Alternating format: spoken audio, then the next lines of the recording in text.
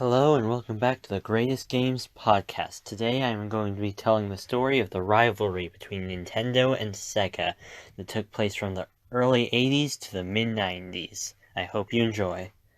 It's important to note that Nintendo hasn't always been the massive video game giant that people recognize it by today. Nintendo was founded all the way back in 1889 as a playing card company, which is a full 85 years before the company even attempted to produce video games. Contrastly, Sega got started in 1940 by producing slot machines, and while slot machines don't seem that similar to video games at first, they do have a similar concept behind them to arcade machines. This gave Sega an easy pass into the early video game market. The company's first major success was in 1966 with Periscope, a submarine simulator game. After this early success in the industry, Sega continued to dominate the competition, coming out with success after success. Meanwhile, Nintendo was starting to notice the growing video game market, and after having started a variety of business ventures and failing, Nintendo decided to try their hand at the video game market. However, this was too little too late, as Sega and Taito, another video game developer responsible for the creation of Space Invaders, had a shared stranglehold on the market, which prevented Nintendo from making any headway in the industry. With this failure to make headway in the arcade industry, Nintendo was about to rule out video games as simply another failed business venture, until an employee from the company, Gunpei Yokoi, was riding a bullet train one day and noticed a fellow commuter passing the time by fiddling with his calculator. This gave Gunpei Yokoi an idea for how to break into the video game industry. Soon after, he communicated this idea to the higher-ups at Nintendo. They liked the idea and ran with it. Soon after, Nintendo released a handheld game console in the Game & Watch series of video games entitled Ball. It was a simple design, with just an LCD screen and a few buttons, similar to what a calculator might look like. However, even with the simplistic design, Game & Watch was a smash success, and like that, Nintendo had made their way into the video game industry. Nearing the end of the 70s and starting in the early 80s, arcades slowly started to decline in popularity. The new item on the market? Home consoles. These systems were so small they could fit in your house, and better yet, they came with cartridges, which allowed you to play more than a single game on one machine. Sega, trying to keep up with the times, wasted no time in releasing the SG-1000, their first home system.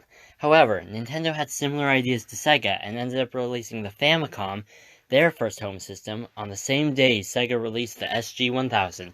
This date coincidence kind of forced the companies into competition. After all, one of the products had to be more successful than the other. Sega hit the ground running, releasing many of their old arcade games on the SG-1000, and even some new games. However, Nintendo threw a curveball that Sega didn't see coming. Not all video game developers from the arcade era made their own home consoles, and as such, would require a company that did make their own system, and this was Nintendo's curveball. Sega tried lifting their console up with only Sega-owned games, but Nintendo surged ahead by licensing third-party games made by other developers. This, combined with Nintendo bringing back the protagonist of Donkey Kong and giving him his own game separate from the arcade game, as well as making him the mascot of the company, the SG-1000 didn't stand a chance. After a few years of passive rivalry between the two companies, Sega innovated once again and created the Sega Genesis. This console had better graphics and faster processing than both the SG-1000 and Nintendo's Famicom, which was now known as the NES in North America. Nintendo did eventually catch on and created their own system to rival the Genesis, known as the Super Famicom in Japan, and the Super Nintendo in the West. But Nintendo wasn't as quick to the punch this time around, and the Genesis had already been out for 2 years before Nintendo was able to release their system. This, in combination with Sega creating their own mascot in the form of the impatient and snarky Sonic the Hedgehog, meant that Sega was sky high, and seemed to be beating Nintendo.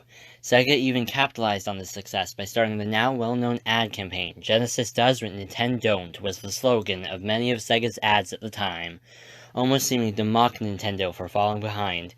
The ad campaign message was clear: Nintendo games are for babies, Sega is for the real video game fans. Nintendo saw this ad campaign as a declaration of war. After all, before Nintendo and Sega were just more of competitors, but now Sega was specifically calling out Nintendo for not measuring up. Nintendo hit back, exclaiming that they were in fact the better game company, even having an Easter egg in their newly released Donkey Kong game of Sonic's shoes next to a trash can, an obvious jab at the company's mascot. For a while after this, both the companies were just exchanging blows, each exclaiming that they were superior. Both companies had a few blunders during this time period, with Nintendo releasing the Virtual Boy, their worst-selling console to date, and Sega simply trying to release add-ons to the Genesis to improve it instead of trying to release a new system at all. But after a couple of years when the companies were neck and neck, Nintendo released the Nintendo 64, one of the first consoles to feature 3D games, and often credited for revolutionizing three-dimensional gaming. Sega tried to fight back with the release of the Sega Dreamcast, but at this point Sega was hurt bad by their most recent business decisions, and after poor sales for the Dreamcast, the verdict was in, and on Tuesday, January 30th, 2001, Sega announced that it would stop production of any future consoles, and the company has only released games as a third-party developer since. However, Nintendo did not come out of the 11-year rivalry completely unharmed, and furthermore, the company was facing an imminent threat of Sony and Microsoft entering the console market. With Nintendo's back against the wall, there was nothing they could do besides putting their hopes in their next home console, which was just around the corner, the Nintendo GameCube. But this is a different story for a different time. Thank you for listening to this episode of the Greatest Games Podcast. If you enjoyed it, please like and subscribe. Thank you.